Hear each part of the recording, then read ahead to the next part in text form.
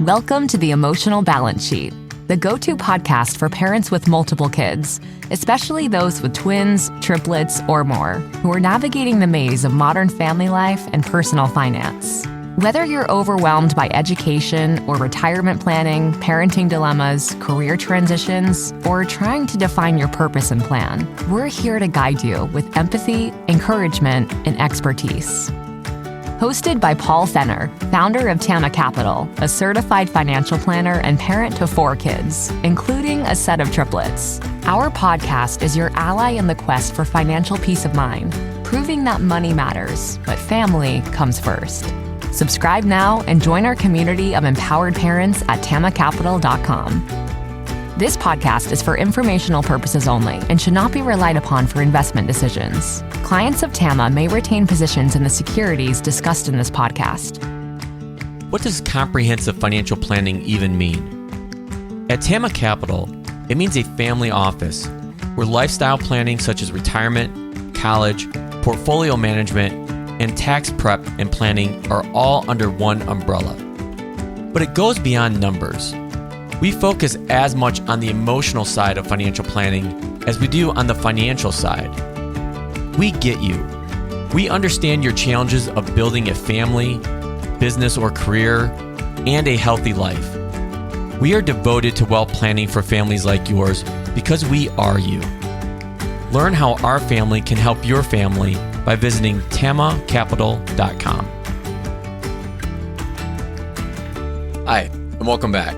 I think intuitively, or at least probably around age 13, which was probably 46 years ago now, I think I always wanted to be a financial advisor or be in the portfolio management space, a financial service industry.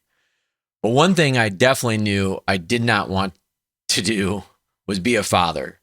And here I am, 49 years later, the father of triplets plus 1. And reflecting, I'm going to get to a story here in a second, but what I wanted to kind of focus on today was how being a father, I think, has helped me be a better advisor. And let me illustrate that with a story. So as you may know, one of my daughters is a swimmer, competitive swimmer, and we spend a lot of time in the pool. And swim, as I've learned over these last 4 years, can be a very lonely, demanding, isolating, headspace, drama-filled sport.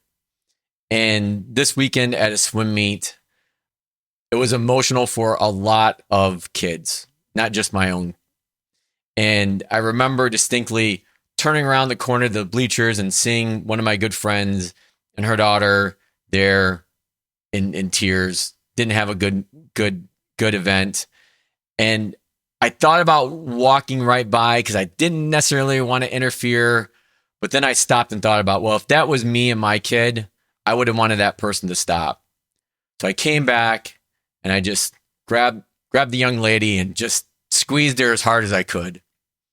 And that was kind of the story of the weekend.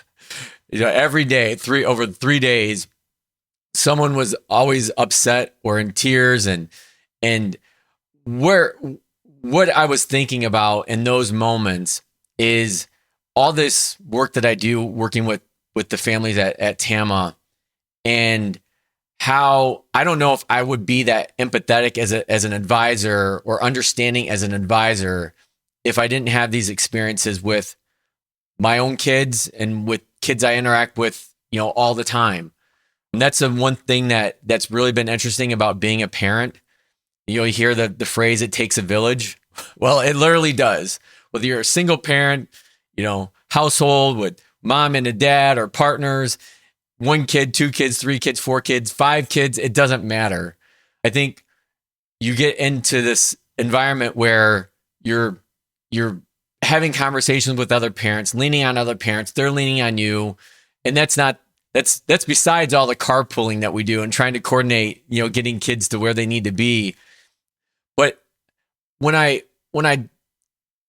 try to connect these dots of being an advisor with being a dad, I think having these emotional conversations I do with people around not just their money, but their personal lives as well.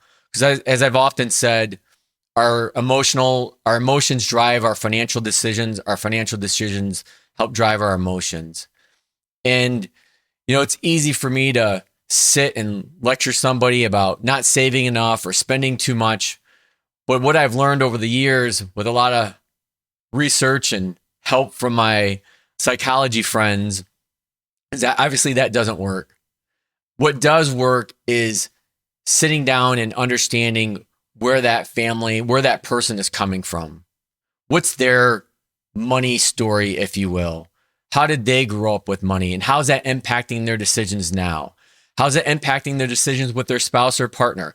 How is their financial, decisions impacting the lives or the relationships they're having with their kids? And I think all of that is amplified in today's world with social media.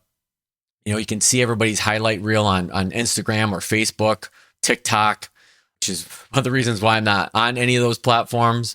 But having that understanding and being able to be empathetic, I think allows me to have more in-depth conversations with the families I work with to get at what is it that you really want to achieve, not just keeping up with, the people next door, but what is really important to you, and being able to unpack that one layer at a time. Just like when I'm having a conversation or consoling a kid getting out of the water, what happened? What were you thinking? What was going through your mind? How were you feeling physically? And then reminding them, trying to connect these dots where you're not always going to have your best race. I think of it as expectations as well. And this equation that I always refer back to and have in my mind is happiness equals reality minus expectations.